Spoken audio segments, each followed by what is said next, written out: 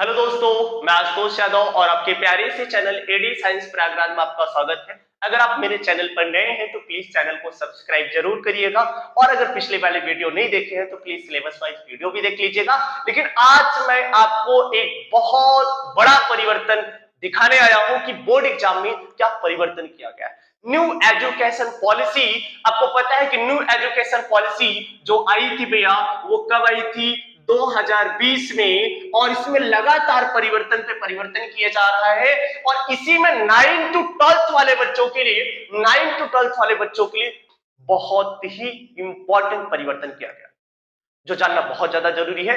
एक बार मैं पिछला अगर थोड़ा सा आपको बताऊं कि न्यू एजुकेशन पॉलिसी किस बेस पर बनाई गई है, तो आपको पता होना चाहिए 5+3+3+4 इस बेस पर आपकी तैयार की गई है। इसके बारे में थोड़ा सा 1 मिनट बता देता हूं, फिर उसके बाद 9 टू 12 में जो परिवर्तन किया गया है उसके बारे में मैं बता देता हूं। अब जो 5+3+3+4 किया गया है, इसमें जो 5 ईयर तक बच्चे पढ़ाई करेंगे वो अभी 5 ईयर से नहीं स्टार्ट करेंगे। 5 ईयर तक जो बच्चे पढ़ाई करेंगे वो स्टार्ट करेंगे 3 ईयर्स से। कितने से भैया? 3 ईयर्स से बच्चे स्टार्ट करेंगे। और 3 से कितने ईयर तक भैया? 8 ईयर्स तक बच्चे 5 साल तक जो पढ़ाई करेंगे उसका बेस अलग होगा। अभी तक क्या होता था, बच्चा स्टार्टिंग से जाता था तो उसको एग्जाम का प्रेशर आ जाता था और इसी की डर की वजह से बच्चा स्कूल नहीं जाता। लेकिन अब छोटे बच्चे को क्या करना है? कुछ नहीं, अब उसके खिलौना खिलाना है।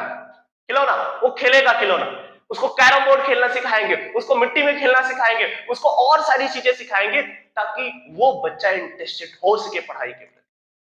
तो स्टार्टिंग के टर्म समझ में आ रहा है?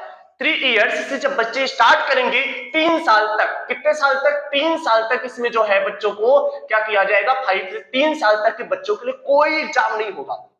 उनको सिर्फ खेलना कूदना कैसे सिखाया जाएगा ताकि बच्चों के अंदर इंटरेस्ट आ सके, एग्जाम का प्रेशर कम हो सके, बच्चों को मजा आएगा।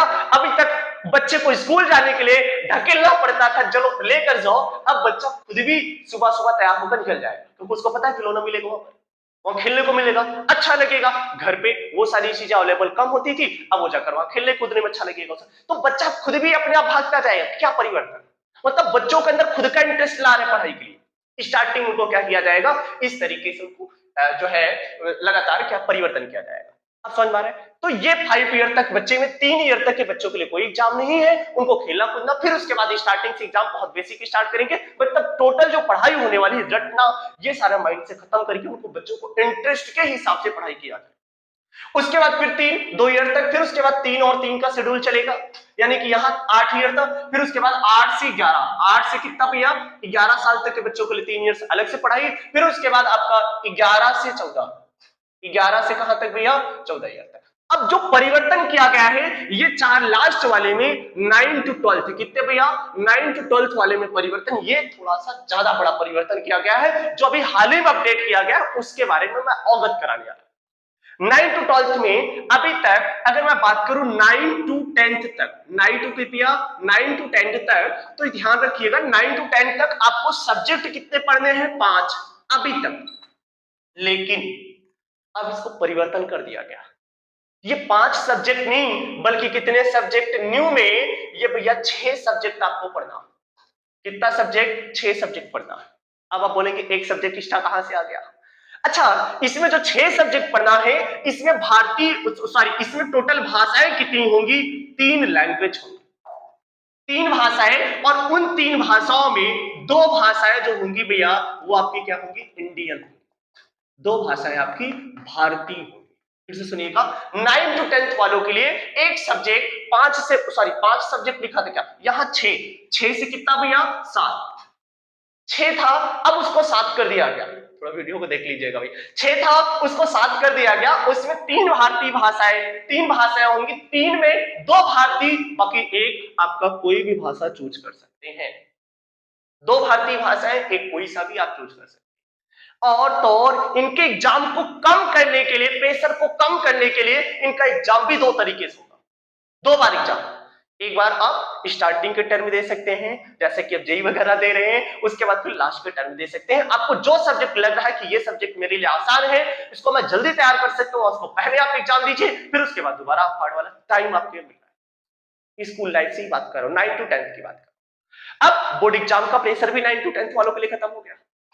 अब उसके बाद हाँ, इसमें सिलेबस में भी थोड़ा बहुत परिवर्तन किया जाएगा, एनसीईआरटी के बेस पर थोड़ा सा कम किया जाएगा। वैसे मुझे लगता है 9 to 10 में अब कम करने की जरूरत नहीं है, बहुत कम हो चुका है। हाँ, 11 12 के लिए एक बड़ा परिवर्तन ये किया गया है, जो 11 to 12 वाले बच्चे हैं, बहुत ध्यान से सुनते चलिएगा। 11 to 12 वाले बच्चे हैं, अभी तक इनको 5 सब्जेक्ट पढ़ना पड़ता था। कितना भैया? 5 सब्जेक्ट, लेकिन अब इसको बढ़ाकर एक फिर कर दिया, कितना? 6 सब्जेक्ट आपको पढ़ना। 5 सब्जेक्ट से बढ़ाकर 6 सब्जेक्ट। स्टार्टिंग में 6 थे, 7 कर दिया गया है। 2 भारतीय भाषा, एक फॉरेन, कोई भी आप ले सकते हो।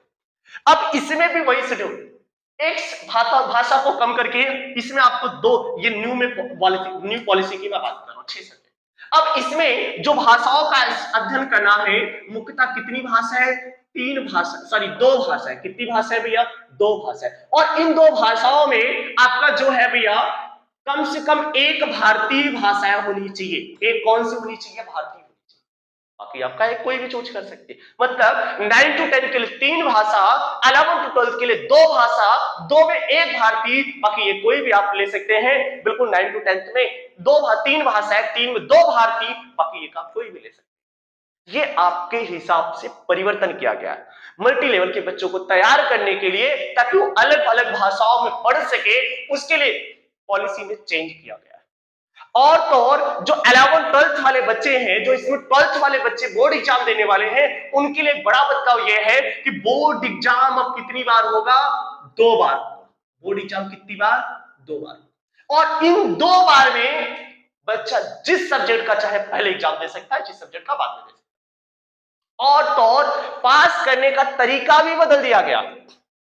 एक में अगर आप पहले में परफॉर्म सही नहीं कर पाते तो दोबारा आपको चांस दिया जाएगा। और तो और इसमें जिसमें ज्यादा नंबर आएगा वही ऐड किया जाएगा, कम वाला नहीं ऐड किया जाएगा। मतलब क्या आपके लिए पूरा सब कुछ अच्छा ही होने वाला है, सब कुछ अच्छा होने वाला है। एक में कम नंबर आया, ज्यादा वाले को माना जाएगा, दूसरे वाले में ज्यादा आ गया, तो उसी नंबर को ध्यान में दिया जाएगा, वही बोर्ड एग्जाम में जोड़ेगा जिसमें आपके मार्क्स ज्यादा आए।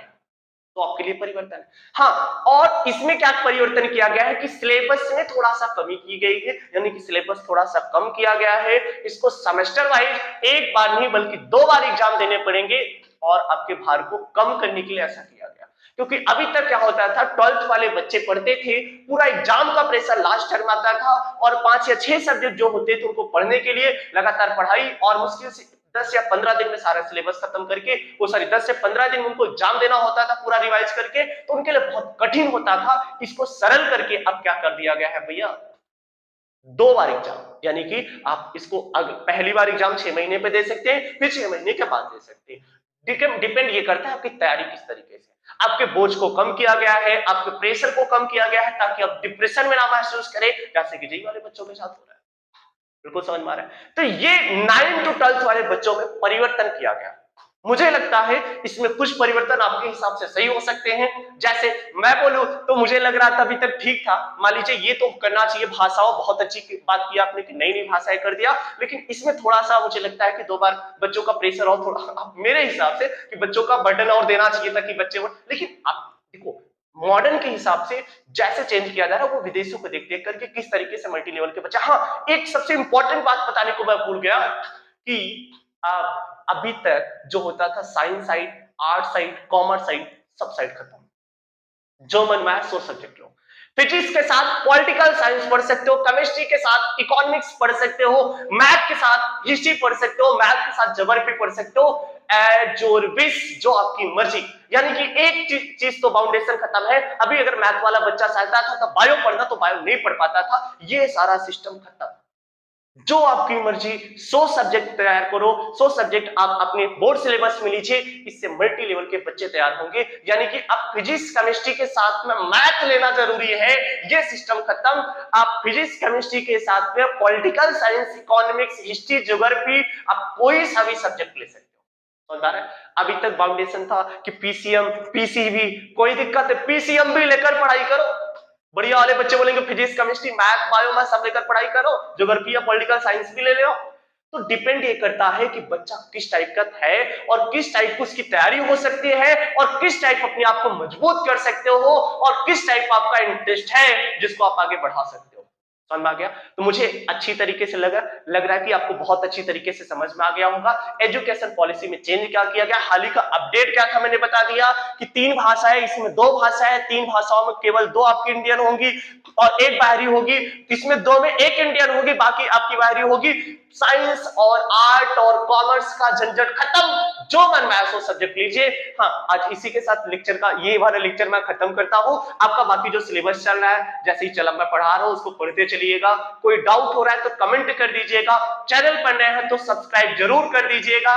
और ऑफलाइन कोचिंग यहाँ बहुत अच्छी चल रही है प्रयागराज में, लेकिन ऑनलाइन के लिए भी मैंने प्लेटफॉर्म बहुत ही जल्दी स्टार्ट किया, बहुत ज्यादा दिन नहीं हुए हैं, तो आप लोगों का मुझे सपोर्ट चाहिए। दोस्तों, आज का लेक्चर यहीं तक, बाकी का next day. Okay, all the best, have a nice day.